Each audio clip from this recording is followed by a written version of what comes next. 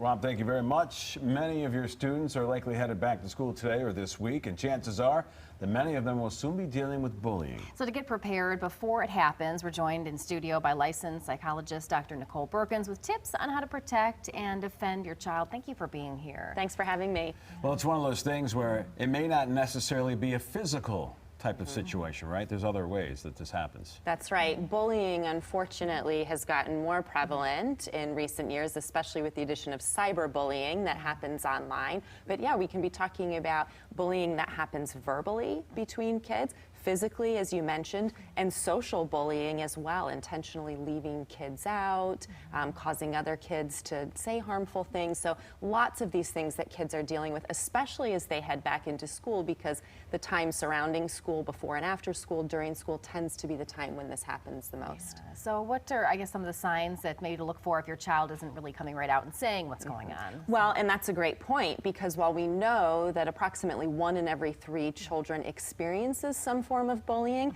only about 20% let an adult know that it's happening. And so some of the warning signs that parents and teachers can look for are kids avoiding activities or people that they used to enjoy, complaints of headaches, stomach aches, things related to going to school, maybe more isolated behavior, more anxious, depressed kinds of things. And we see this quite often in the clinic.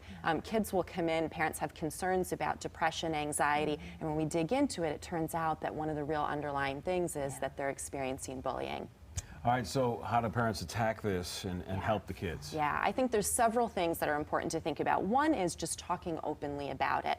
The more that we remove secrecy from the whole issue of bullying, the more kids feel like they can speak up about it. And not even just the children themselves who are experiencing bullying, but kids who witness bullying. We know 70% of kids report that at some point during the school year, they observe other kids being bullied. And so to help them know what that looks like, what proper expectations of behavior are for how we speak to and treat one another, and to help kids speak up about that. It's also critical to let children know who they can go to both within and outside of the school environment to report these things if it's happening to them, if they see it happen to someone else, and for schools to be clear with parents and kids what the policies are around that so that everybody's aware.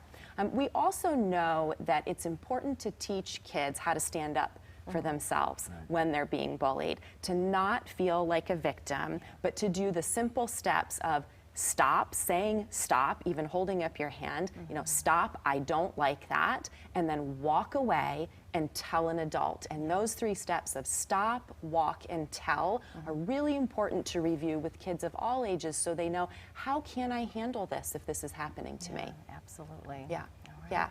And I know we have you in our next half hour as well, but in the meantime, where can folks learn more about you and your services? Yeah, so my clinic is Horizons Developmental Resource Center, horizonsdrc.com.